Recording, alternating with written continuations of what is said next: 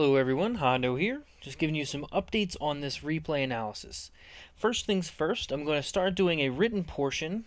It may or may not be in depth, it depends on what the game goes like, but it's going to be found over on my blogs at skillshot.tv, and you just go to skillshot.tv/forums, find the blog button, click on that, and look for Hondo. And while you're at it, you can register and talk on our forum about League of Legends or any game you like to play. And also, I'm going to add this into the beginning of each video. If you want to send me your replay so I can look at it, just hahanoreplays@gmail.com, and all of the bullet points listed here I need in that email so that I know what I'm doing. And I'm also going to start introducing what character is going to be played. So this game, we see Yahtzee on AD carry bottom playing Caitlyn. For this video, I'm going to reiterate it at the beginning because this is a post thought. So, for now, enjoy the video. If you have comments, please post them. If you like it, like it. If you dislike it, please tell me why. And as always, thanks for watching. Hello everybody, Hano here. This time bringing you another replay analysis. We have Yahtzee on Caitlyn. I'm going to be playing bottom lane, and ironically enough, the replay Yahtzee sent me happened to be against my team. So you can see here, this is a team of my buddies. I believe this is a either a Alienware tournament match or a ranked fives game. Either way, he is playing against me. So anytime I refer to my or me, I'm actually talking about literally me on the other team. So Caitlyn starts off by treating her jungler right. She puts 2 traps at the entrance here, and she puts 1 trap over here by Vladimir. Now what this does is, a lot of times, if teams want to invade, they can wait until the 155 to 159 mark, and they can either come up and around this pathway, or they can come up through here and take out not only the jungler, but their blue buff. And that's usually what happens if your teams disperse. So you see Gangplank's over here, Soraka's going to tend towards bottom lane.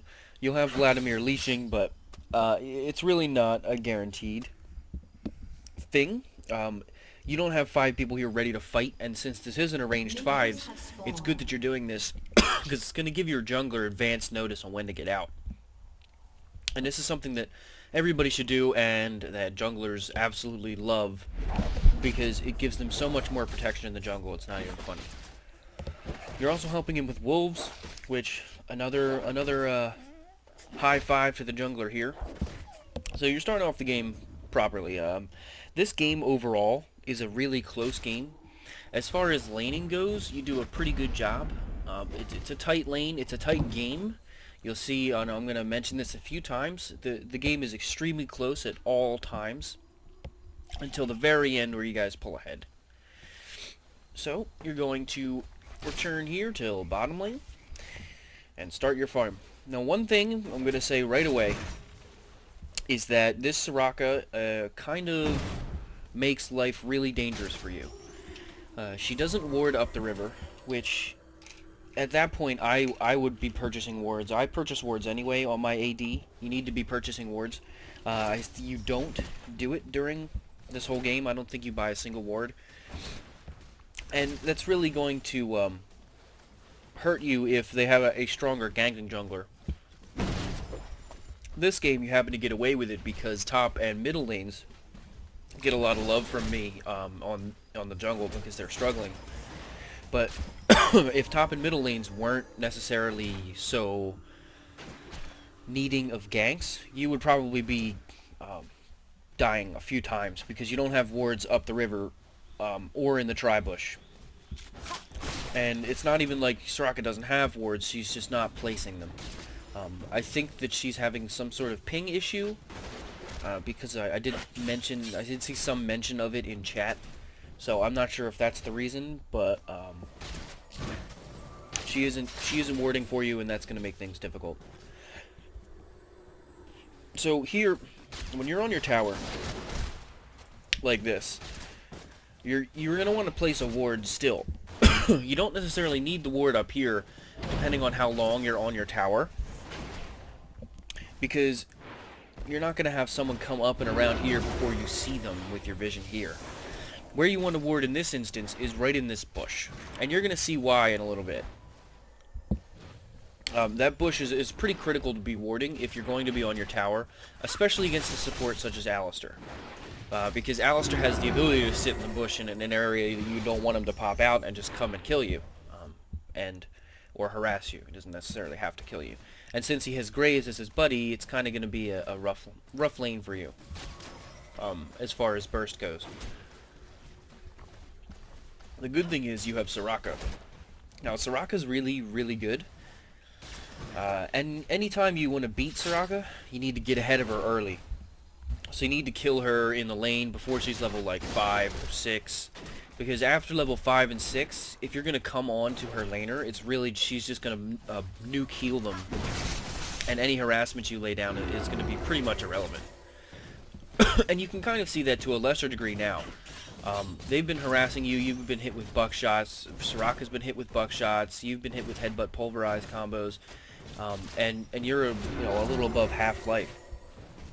Because Soraka's able to just maintain your life, and it's really annoying, to say the least. Soraka is very annoying to lane against. So you're trapping this bush here, and you've trapped these bushes, you'll trap them later, but it's really not adequate. Like right now, you don't know where they are, so things like that happen, where you just took a good chunk of your life. If Soraka were not your laner, or if their jungler had snuck up and around, because you're on your tower, I as a jungler come up through this path, and you would have no idea that I was here at all. And that's very dangerous for you guys. Very dangerous. And it's not just this game in overall. There's going to be a lot of stuff this game I'm going to point out to you, but you don't actually get punished for, so it's going to seem like I'm kind of just being a jerk about it. But it's that little stuff that's going to end up making or breaking the game in certain games. This game, again, you don't necessarily get punished for it, so you got away with it. One thing you need to be doing is warding, especially against Alistar. I always ward against aggressive supports. Always ward these bushes. It's going to give you a level of vision and comfort that you can't have otherwise. If there's someone like Blitzcrank, Leona, Alistar, sometimes even Lulu, if they're in that bottom bush and they're able to jump out at you from this top angle, you're going to take a ton of damage, and it's going to be for nothing, when you could have just placed a ward in the bush and been fine. So you guys are going to continue to lane down here. I'm just going to blast through this a little bit, because this is just last hitting. You are last hitting really well. You're actually ahead of our AD carry on bottom, which is a good thing. Despite the harassment and Soraka being really far back and all that other stuff, you guys are you're still ahead a little bit, very little bit. Karthus on our team picks up the first blood, and here the jungler comes around to gank. I did that for 2 reasons. The first reason I did it was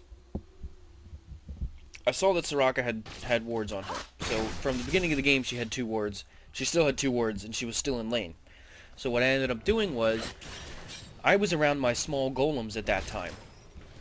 And I saw that Soraka was, and I'll break the camera free here, Soraka was coming up towards this area. Now that means one of 2 things to a support. That either means that they're going to ward this bush or this part of the river for jungle ganks, or if you see them coming up further, or if they disappear into Fog of War into this area, that means they're going to be warding this tri-bush. Now as a jungler, if you're paying close enough attention and you get there in time, and you're in your golems, you're able to swing from your golems, even if you have to stop doing your golems, swing up at your golems and come on to that support and get them when they're on their tri-bush.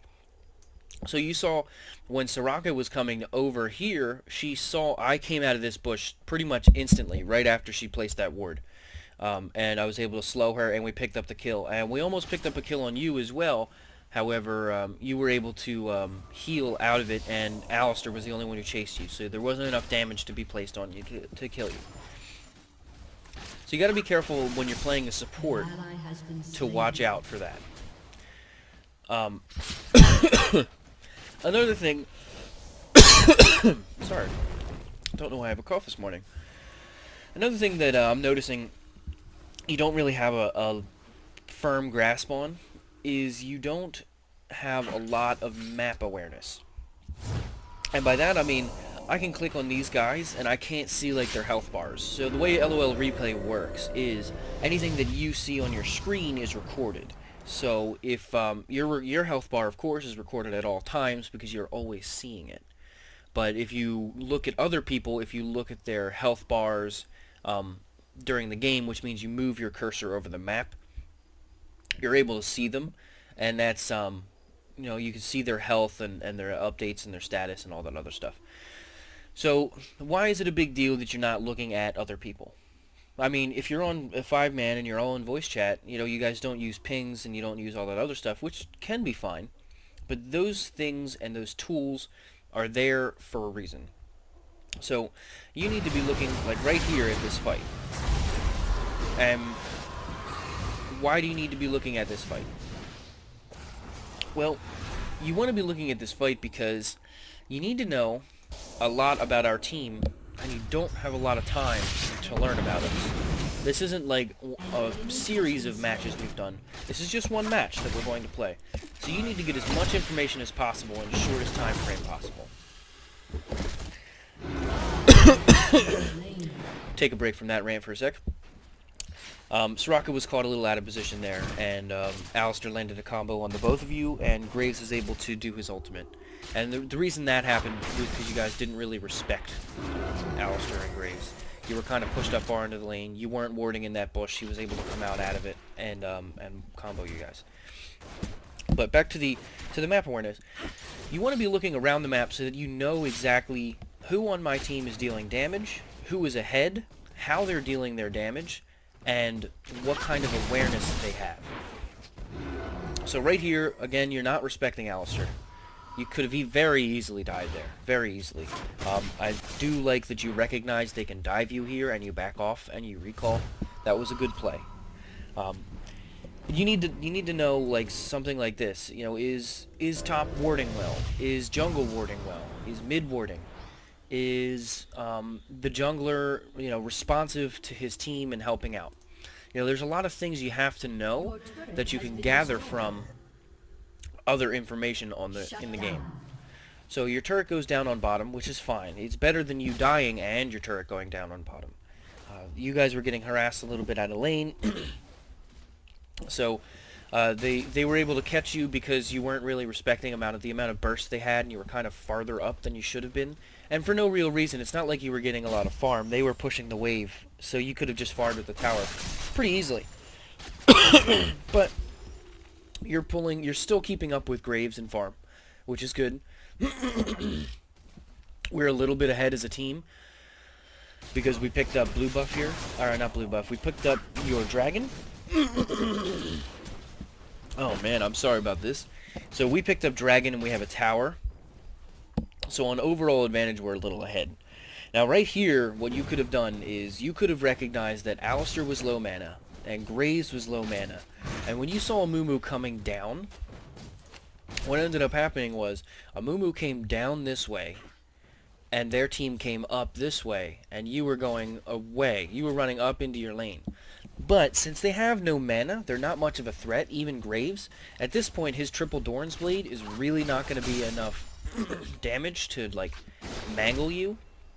So what you should have done in that situation is aggressed on those two so that they would have stayed in this position longer, and that would have allowed Amumu more time to get down and into the lane. And here again, I'm going to remark on your lack of warding. Right now, the only place you can see anybody coming is if they come from middle. This ward is only covering dragon and middle. Your trap in this bush here is in the dead center.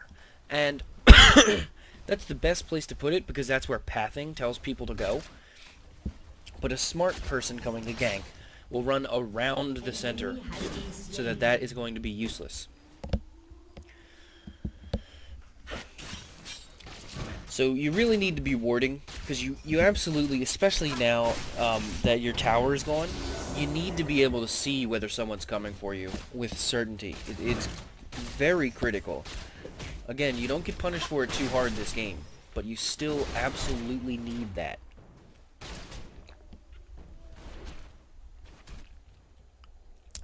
Some water.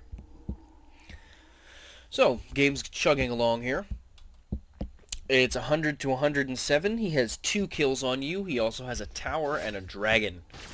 So overall, he is pretty far ahead of you right now. He has a BF sword and a vamp scythe. You only have a vamp scythe and 700 gold. So as comparison, he has approximately 1,000 more gold than you right now, due to his kills and his global, which is a pretty big deficit. And again, you weren't really looking at this fight. Now, why is this fight important? Again, all of this stuff, it's not me nitpicking. You need to be able to know whether you guys caught me out of position, I wasn't in the right spot, or whether Jay Moore was doing a lot of damage, whether he's, not really a factor, whether Karthus is ahead or behind. There's a lot of factors you have to know, a lot of them. And the only way you're going to know is by paying attention. So yeah, you might miss 1 or 2 CS. If you pull out, you might miss a small amount of experience. But get into the habit of just clicking on the map when you see 2 people fighting in order to figure out what's going on. So here, Alistair lands a combo and Graves does not follow up on it, which ends up just you get out pretty much scot-free, especially with Soraka. You're just healed and everything's honky-dory. And you're going to continue to farm here on bottom lane. I'm going to speed this up since nobody really wants to watch last hitting. So they come back into lane. You give them the space they need, which is good. You back off because you're not really getting much CS anyway. Just they were pushing the lane, so you could just wait until they get to your tower. No problem. You're freezing the lane here, which is good. It's going to allow you to farm. And your mid picks up another kill on Karthus. Your bottom lane went up and to mid. I don't know if you guys called the MIAs on voice chat or whatever else, but pings really help. Even if I'm on voice chat with 5 people, I like to ping. Because when you're looking at the mini-map really quickly, and something is about to happen very rapidly, if you see a ping, it's going to lead your eyes towards where you're going.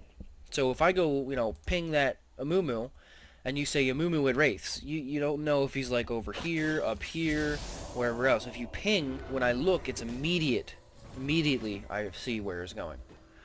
And on the bottom lane here, again, no wards. You have no wards. Soraka doesn't own any wards right now. You don't own any wards right now. You're not warding, and it's a very big deal. You don't get punished for it in this game, but you have no tower, you have no vision, and you're playing with fire is what you're doing. You're gonna continue to farm here on bottom lane. Your bottom lane moves up towards mid. We're picking up dragon. Here's a really good fight.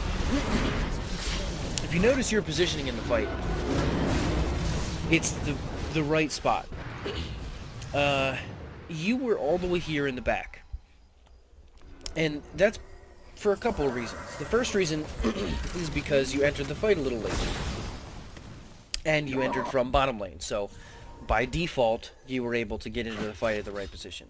That happens another time in this game, and you'll see that by default, you're able to get into the right positions just by coming from where you are. But it ended up giving you a huge advantage because you entered the fight when people were starting to get low. Amumu had used his ultimate already. Vladimir had been doing a lot of damage. So you came into the fight in a position so that you could deal some damage. And then you swung around here, knowing that you just won a dragon fight, and you're using that push to your advantage. We did pick up the dragon, however, you guys were able to come around and pick up a tower and a couple kills from it. So right now, 19 minutes, 30 seconds into the game. The score is 8-8, 1 tower to 1 tower. We have 1 dragon ahead of you, or 2 dragons ahead of you, and that is really not a lot of space to work with. So this is a really close game, even now in 20 minutes, and it's a pretty low score game. I mean, 8-8's not sparks flying, that's for sure. So it's a safe game. It's a close game. Both teams are playing very well. and we're just kind of trying to catch the other team out of position, which you'll find on teams that are really equally matched, and you'll see this a lot in pro matches between like the top teams and the finals and such. Not so much like TSM versus No Name, but pardon me, hold on. Not so much like TSM versus a random team or something, but close matches, like maybe like TSM versus M5 or something along those lines, where the games are really close until there comes like a tipping point. And that's when one team finds a way to capitalize on something another team did. In this game, there isn't much of a tipping point until about 30 or 35 minutes. Our team's going around, we're doing objectives, we're doing well, we're picking up things.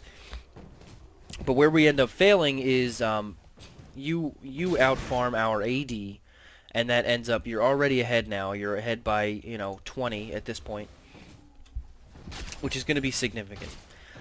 So here's another thing I wanted to note. There's right now 4 people in mid lane. I understand that you need to farm, and the farm is pretty important, but their entire team, except our entire team, except Italy, is here on your mid lane. Not only have you had not checked what's going on, you don't know anything of what's going on right in here. So right here you check, and you really, really, really should have been at this fight. And why is that? Well, we're going to have a fight anyway. We see that Vlad's out of position, we come in and catch him. He's done. So, we end up getting a whole tower for this, and you didn't get anything but 15 CS. So you lost a tower and your AP carry for 15 CS. I really don't think that's worth it. And then, what ends up happening is, when you see that we're all up here, and you are still bottom lane, you have the ability to push the tower, and you don't. So the reason you would not join a fight is so that you could split push. So that, you would accomplish something, say, hey, you know what, guys, it's alright. You took the mid tower, that's fine. I'll take your bottom tower. But because you don't have proper warding, and because of the play the decision you made, you ended up getting no tower, and just coming to the fight late. So the only thing you benefited from that was, a 15 CS advantage, which really is not worth a tower and your AP. So things are going well for my team. We take another tower for you. The towers are now 3-1 in our advantage. We have 2 dragons on you. So overall, we have a 2-tower, 2-dragon advantage. That's going to be good. Now here you do get really lucky. Alistar misses his combo. If Alistar had landed his combo, you were 100% dead. And again, you're a little overextended for that CS. Farm is important. I will always say and never deny that farm is important. However, putting yourself at risk of your life is not worth farm. So there, you were in the middle with absolutely no vision. You have no vision of Baron River. You have it of just Baron and this Tribush, but you have no vision of Baron River. You have no vision of Dragon. You have no vision of my jungle or your jungle. And as you saw, Karthus just popped out of this bush. You were able to net through his wall, which is fine, but if Alistar had landed his combo, you were not going to live through that. You need to be able to back off and realize that creeps do this exact thing where they run up at the tower. So they're going to continue to path towards your tower, so you shouldn't have to put yourself in harm's way just to farm in the middle of the lane. It's a big mistake, and you're going to end up getting punished for it very often, as you almost did there.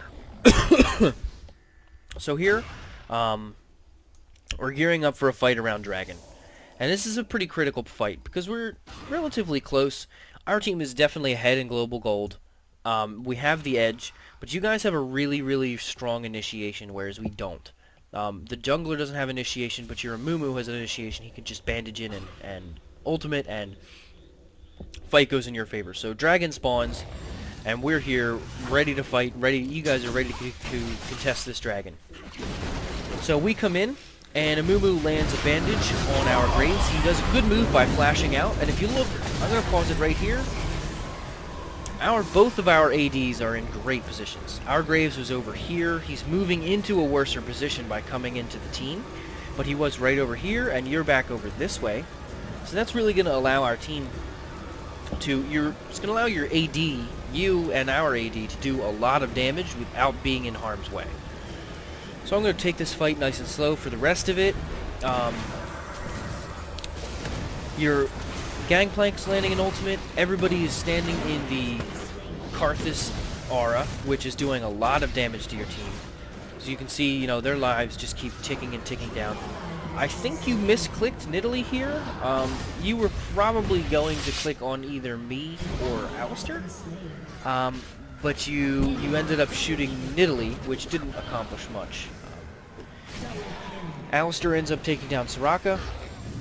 You take down Alistair, and then our team's able to chase you out. So that exchange was a 4 for 3 in our favor, which is good, which means that you guys are still very in this game, but what you're not is ahead. So here's where you guys are going to start to kind of pull ahead. You do have a farm advantage right now. You're 198 to 156. You have a 40 farm advantage, which is significant. That's going to cancel out almost all of Graves' kills.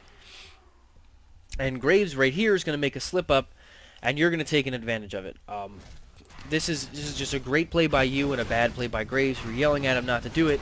So by the time you finally pulled off of Dragon, this is what ended up happening. You were able to pick up a free Dragon. So this is a great play by you, and you know, the situations like this don't come along all the time, and it's awesome that you were able to take advantage of it, recognize the situation for what it was, and solo the dragon for yourself, helping your team try to pull ahead a bit more. Now we're ahead by 2 kills, we're only ahead by 1 dragon now and 2 towers, but the game is close enough that if a fight were to break out and it were to go in your favor, even if it were like a 4 to 3 or a 3 to 2 favor, as far as kills, you guys are going to be able to pressure a tower. You're going to be able to accomplish something aside from licking your wounds at the end of a fight, which is really good. This is a close game. Again, 26 minutes in, only a 2-kill difference and a tower difference. That's pretty significant.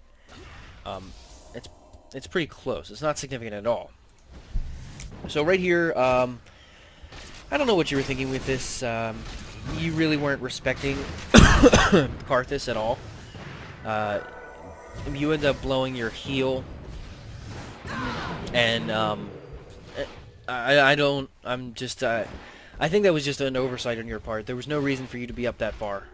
You kind of were just there, and you didn't get anything, you didn't farm anything, you didn't pilt over, you kind of just died. So obviously watch out for those situations. But that's kind of an obvious thing. I'm sure you kind of sighed after that one. So our team is pressuring for Baron. We're able to drive your team out, and we're continuing to do ward coverage here. And you guys can see with our ward, we are doing Baron right now.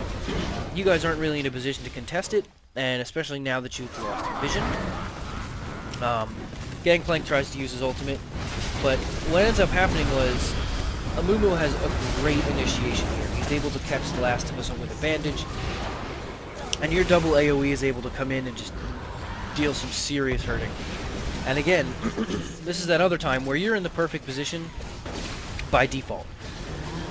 Because you entered this fight really late, you're in a great position to do some damage. And you're able to come in and help clean up the fight. This fight, I believe, is even. Yes, it's a 4 for 4 fight. Jay Moore misses his spear here, otherwise we would have aced you guys. But that didn't happen, so I won't bother talking about it. So that was a decent fight, and that kind of put you guys... It's still cementing you guys into the role of, we're not out of this game, we have tools to beat you. And why is that? Well, the later any game goes, the more it depends on initiation for number 1, and the second thing it depends on is farm. So right now you have a 40 farm advantage, and that's going to widen. That gap is going to get bigger the longer this game goes on.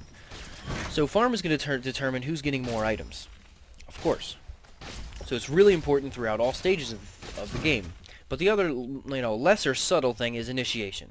Amumu has probably the best initiation, or one of the best initiations in the game, through his bandage and then ultimate. What we don't have on my team is initiation. Alistair can kind of initiate. He can like flash pulverize into a group of people, but right now he's level 12 and everybody's level 17 or 15. So that's pretty much like an instant death for Alistair. And Kale can't really initiate. She can catch people out of position. Nidalee can't really initiate. We have no way to start a fight where you guys do. And what that's going to do is give you the advantage of being able to choose when you fight, which is extremely strong. So we're going to come down, almost pick up this tower, but pull off. And again, Amumu with this great initiation, great ultimates. He's able to catch our entire team. And this one goes much more in favor for you guys, much more. And why is that? Well, Graves was doing wraiths, so he wasn't even in the fight. I was up and low life, so I wasn't able to really do much in that fight either. And the rest of our team was snared by Amumu. So we really were not able to fight that properly, and you guys got to pick the terms in which you had that fight. You said, Amumu said, I'm fighting you right now. And then all of you guys see his ultimate go off, and you guys go, it's time to kill some stuff. Which is great. That's amazing. And that's why Amumu is so good late game. He's so great late game because of his initiation. His initiation is just top notch. And initiation is going to allow you to fight fights on your terms, which really helps in these close games. So over the last few minutes, not long at all, you've managed to pick up 4 kills. So you're now 5-2. You're tied with Graves, but you have a 60 farm advantage. Big deal. Really big deal. That's going to end up winning you the game. Not only do you have a 60 farm advantage, you have 2 levels on him. And, you know, he went Bloodthirster Zeal, you went Infinity Edge Zeal, so you have more damage over time. Well, while he built more for that early game bursty damage. So we're going to pick up Dragon here. You guys are you're going to continue to farm, no problem. You're going to return to your platform and pick up your Bloodthirster. So, freezing right now. Here's the difference. Holding tab, you can see you have 243. He has 177. That means that you have a 70 farm advantage. You have the same amount of kills. You have less or the same of global gold, because we just picked up Dragon, we also picked up Baron. So let's assume that you're about 600 down in global gold. The difference between 70 farm right now, aside if you take neglect the fact that he built QSS, is an Infinity Edge. So, even if you put it towards that, for Graves it would be a BF sword instead of a Quicksilver Sash. So your 70 farm means that you now have 276 AD, and that's without any Bloodthirster stacks. And you have Infinity Edge Bloodthirster Zeal, which is one of the strongest item combinations you could possibly have in this game.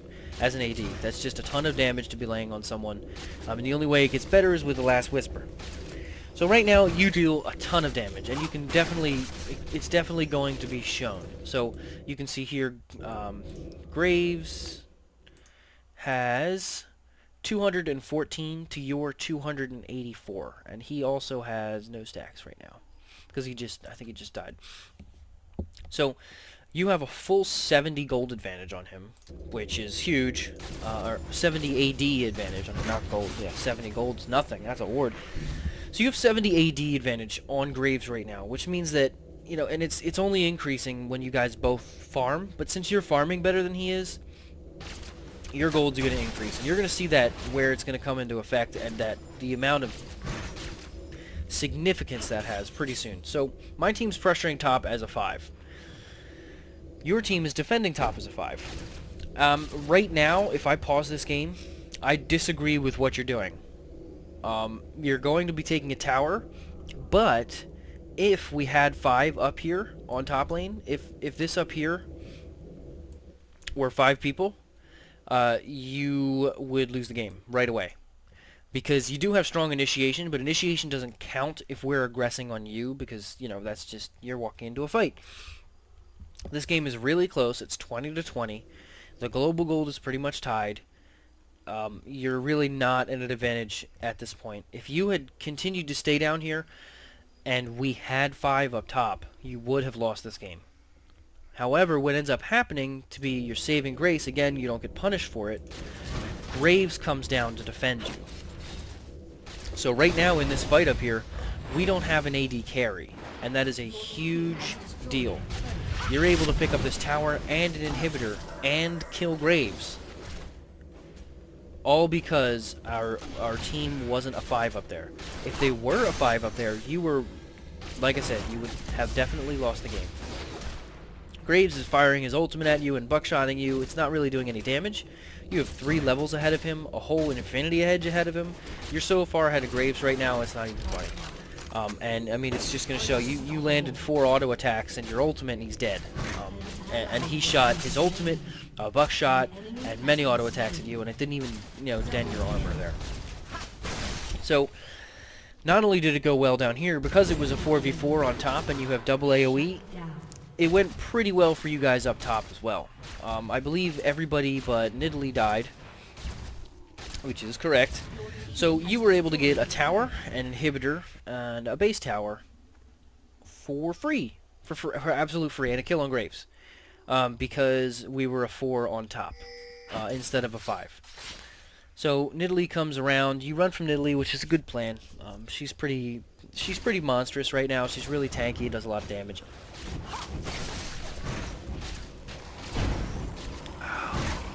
So it was good that you're backing off from her. So on paper, I think the play you made in the beginning was really bad, and as soon as Graves showed up, made it entirely worth it, 100%. As you can see now, I mean, like right now, if I were to say that was dumb, you shouldn't have done that, I would be a complete moron if I were to say you should have gone top and fought, because your team killed 4 of us. I mean, you clearly came out of that ahead. So it was a good recognition on your part, but only because Graves happened to go back. If Graves didn't go back, that would have been a pretty big blunder for you. Even if you had gotten our inhibitor, we would have gotten your Nexus, pretty much, because if we had wiped your team on top, you would have had to either pull back or race us, and you're not going to beat 2, 3, 4, 5 people. So this right here is pretty much going to be the determining fight. It's going to happen in about a minute, and it's going to be over Baron. You're going to see this a lot in teams that are close, in games that are close. There's going to be this sort of dancing around. So, right now, you guys are warding Baron, and we are in Baron clearing your wards. We're basically waiting for you guys to be out of position in order to capitalize on it. We're not starting Baron, because that would be a really bad idea, of course. He'd be able to just chunk us low, and then when we had to fight you guys, it would be bad. So we're just kind of clearing out your wards, making sure that we can fight this Baron, trying to catch you guys out of position, and trying to do this Baron when you have someone out of position. Unfortunately, you guys don't have someone out of position right now, so that's not able to happen. But Karthus goes around. You can see right there that we were starting Baron. So you guys know we're starting Baron, and Amumu lands like a picture-perfect ultimate on everyone but the AD. Graves right here spends a lot of his time running back and forth and not doing a lot of damage, whereas you're in the back of the fight here. Their team our team doesn't really come for you, which allows you to just stick around and do really well at the back of the fight and just clean up all these fights. So that's really it. That's a surrender vote from us, and we're done. It's a really close game, and you ended up pulling out in the end because of your farm advantage. At the end, I didn't show it, but you had a massive farm advantage. It was like 100, and you had an extra kill, so your farm advantage throughout the end allowed you to get extra items and kind of erased anything that happened the rest of the game. And I would say that you on Caitlyn this game are absolutely the reason that your team won. You and Amumu combined provided some great initiation and damage to team fights, and it helped you guys pull it out. So it was a good game by you guys. We enjoyed playing it. You need to work on your warding and your map awareness, but you're doing very well with farming and pushing through to the late game. If you enjoyed this video, you can check out my other videos. Follow me on Haha No League. Check out my blogs over at skillshot.tv, or subscribe to me on YouTube to get an update whenever I put out another video. Thanks for watching.